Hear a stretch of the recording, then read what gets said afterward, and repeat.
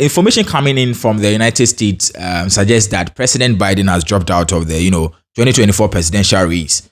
We're going to take a quick dive into the life of President Biden, his political life, his personal life, some of the things he's been through. We're going to also bring you the statement he dropped on X, confirming or making his decision known that he wouldn't be contesting for re-election, and that he endorses Vice President Kamala Harris for president, or to lead the Democrats for presidency in 2024. Don't forget to subscribe to this channel. My name is Randall. If you haven't subscribed yet, kindly subscribe, hit the bell icon for notifications on every new post we make. So let's get straight into the statement he dropped on X, and then we bring you the other statement he dropped confirming his support, his full support for Vice President Kamala Harris, and then we have a quick dive into his life, his political life, some of the things he's been through, some of the things he's gone through, his political life and stuff. My fellow Americans, over the past 3.5 years, we have made great progress as a nation. Today, America has the strongest economy in the world. We've made historic investment in rebuilding our nation, in lowering prescription drug cost of seniors, and in expanding affordable health care to a record number of Americans. We have provided critically needed care to 1 million veterans exposed to toxic substances, passed the first gun safety law in 30 years, appointed the first Black American woman to the Supreme Court, and passed the most significant climate legislation in the history of the world. America has never been better positioned to lead than we are today. I know none of this would have been done without you, the American people. Together, we overcame a once-in-a-century pandemic and the worst economic crisis since the Great Depression. We have protected and preserved our democracy, and we have revitalized and strengthened our alliances around the world. It has been the greatest honor of my life to serve as your president, and while it has been my intention to seek re-election, I believe it is in the best interest of the party and the country for me to stand down and to focus on fulfilling my duties as president for the remainder of my term. I will speak to the nation later this week in more detail about my decision. For now, let me express my deepest gratitude to all those who have worked so hard to see me re-elected. I want to thank Vice President Kamala Harris for being an extraordinary partner in all this work. Let me express my heartfelt appreciation to the American people for the faith and trust you have placed in me. I believe today, what I always have, that there is nothing America can't do when we do it together. We just have to remember we are the United States of America, signed Biden. So yes, that is a statement. President Biden dropped the next, making his decision known to the world and to Americans that he wouldn't be seeking re-election. So after he had dropped the statement, he had gone on to endorse Vice President Kamala Harris to lead the Democrats to victory in 2024. So he wants the Democrats to approve Vice President Kamala Harris to stand as president, or to lead the Democrats and stand as president for their victory against Donald Trump come 2024 elections. My fellow Democrats, I've decided not to accept the nomination and to focus all my energies on my duties as president for the remainder of my term. My very first decision as the party nominee in 2020 was to pick Kamala Harris as my vice president, and it's been the best decision I've made. Today, I want to offer my full support and endorsement for Kamala to be the nominee of our party this year. Democrats, it's time to come together and beat Trump. Let's do this. So that is a statement of President Joe Biden endorsing Vice President Kamala Harris to lead the Democrats to victory in 2024. So we're going to have a quick dive into the life of President Joe Biden, some of the things he's been through, his political life and stuff. So President Biden was born in 1942, where he had gone on to study law before pursuing a career in politics. In 1972, he was elected into the U.S. Senate, where he represented Delaware. So this after President Biden was elected into the U.S. Senate, his first wife, Nelia, and daughter, Naomi, was involved in a car accident and then had died. And so President Biden was sworn in while still in the hospital. So he was in the hospital when he was sworn in as, U.S. Senator for, Delaware. So Fast forward 1977, he married Joe Biden, where, they had given birth to Ashley. So in 1988, Joe Biden suffered 2 brain injuries. So after President Biden had suffered, these two, in 1998, he had suffered 2 brain injuries where he had to undergo surgery. Fast forward, his son, Bo Biden, also had died, from cancer.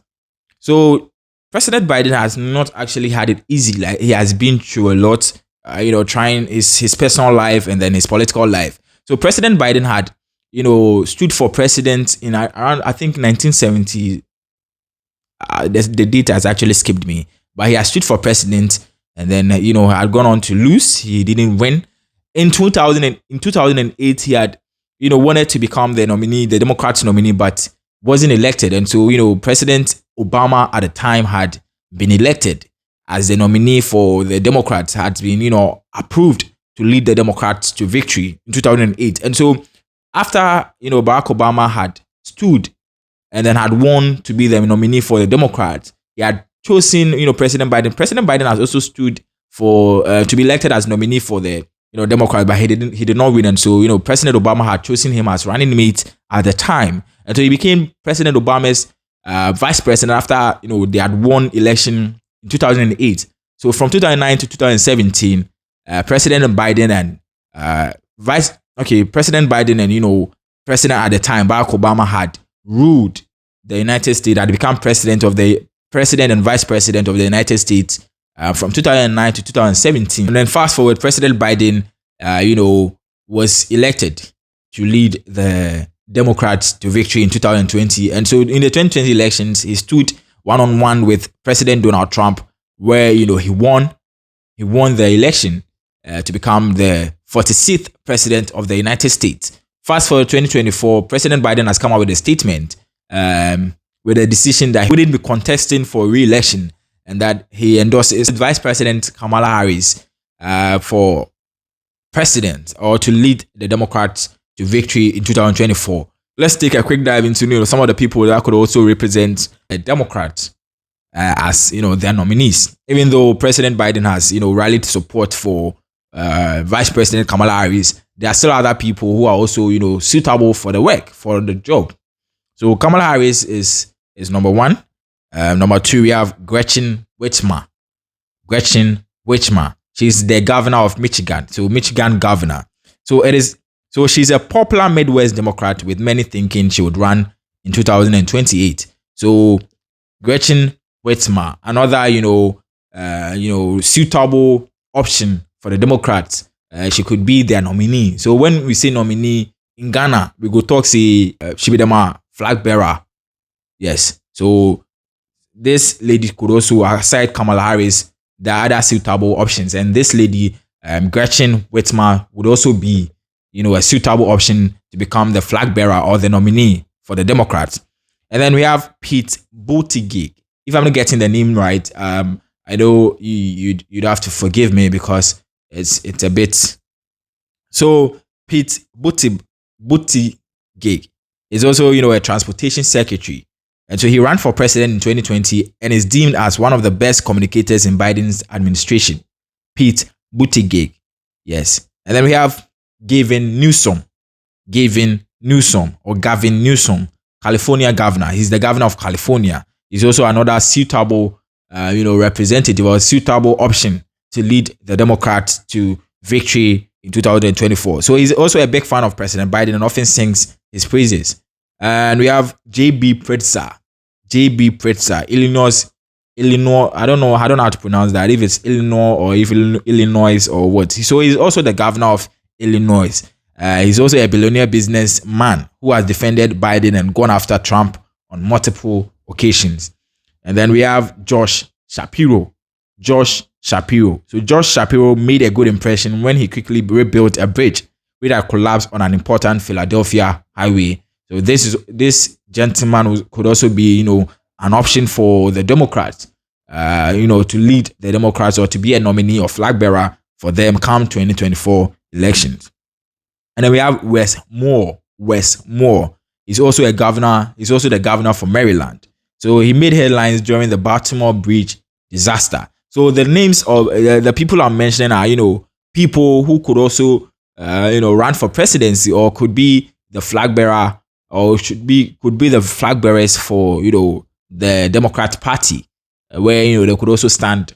They could also stand for the nominee or the flag bearership and win or lose, or to represent the Democrats in the 2024 election against President Trump. So we have Michelle Obama. So Michelle Obama, former First Lady, President Obama's wife, could also be a suitable option for the Democrats to run for the election in 2024. Even though President Obama's wife, Michelle Obama, is a suitable option, she has countlessly said she wouldn't be running for president, and she doesn't see the need to do that. Yes. My name is Randall. Don't forget to subscribe to this channel. Hit the bell icon for notifications on every new post we make.